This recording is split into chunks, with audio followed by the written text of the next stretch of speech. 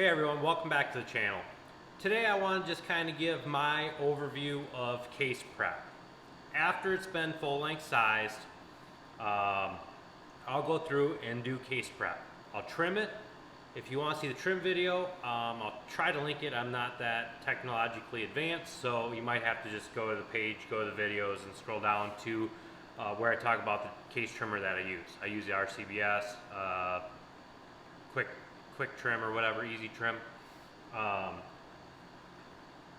In the last year, I've gone to a case prep station. If you're doing enough cases, them case prep stations are very nice. They're quick for things like the 223, 556, 308. Sometimes when we get load in 6.5, we do it in a big quantity. I'll use that case prep station. Otherwise, I still use what I started with.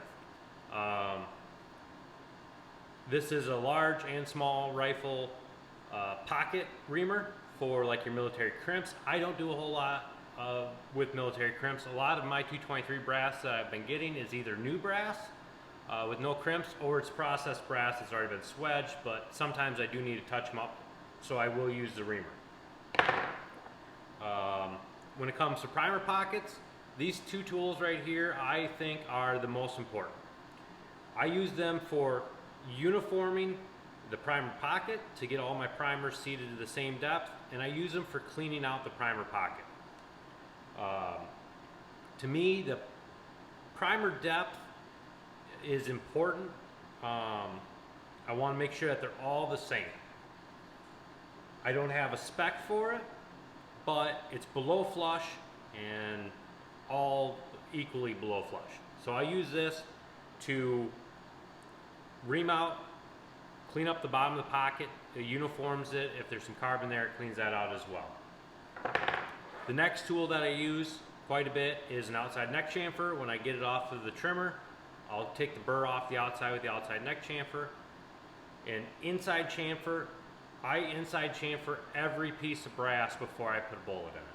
No matter if it's been trimmed or not, I always put a chamfer on the inside.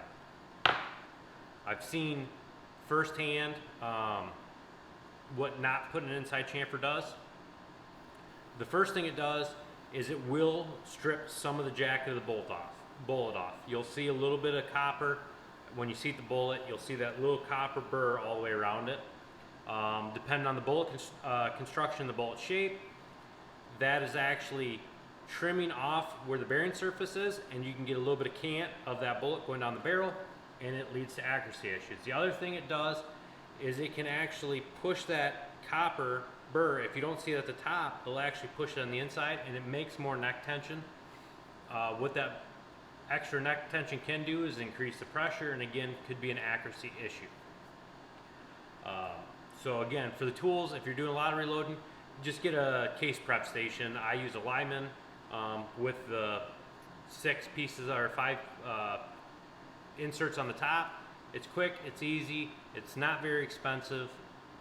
Otherwise, again, these hand tools, they're not that expensive. I've had these for a long time, and they're still good and sharp and usable.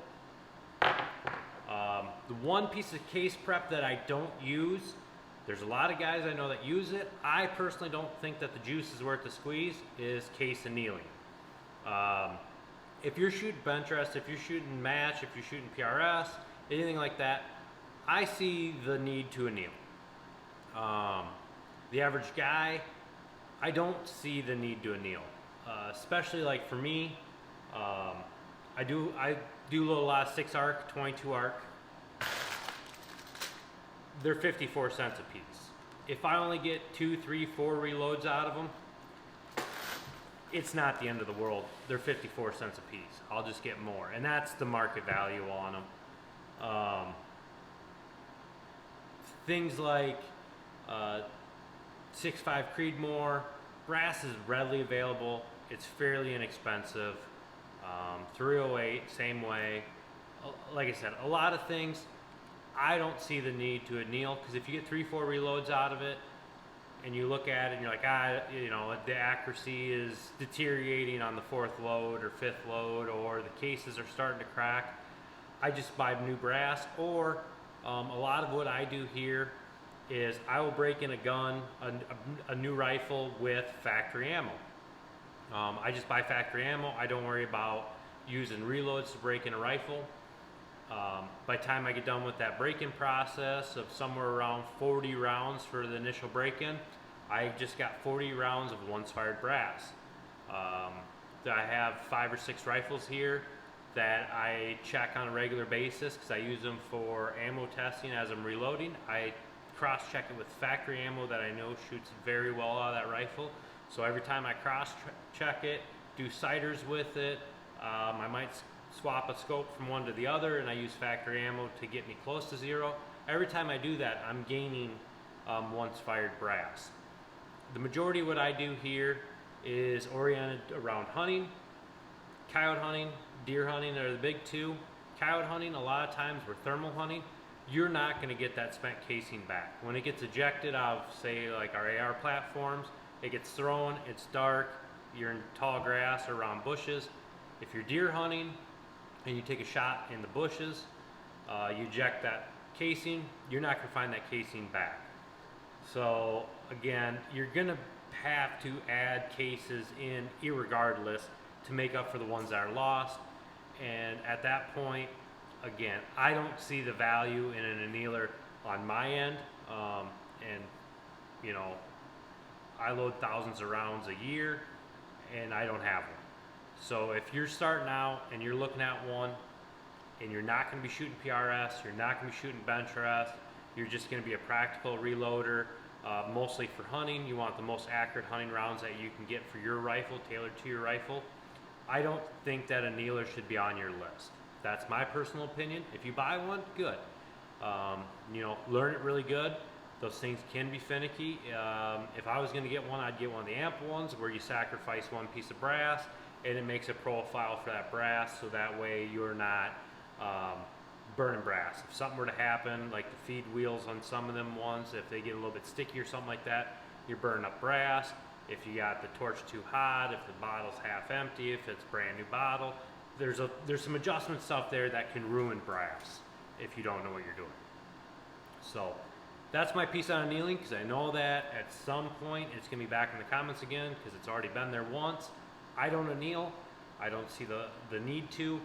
I have enough new brass or enough once-fired brass coming through here that I don't need to anneal. So I hope you guys found some value in this.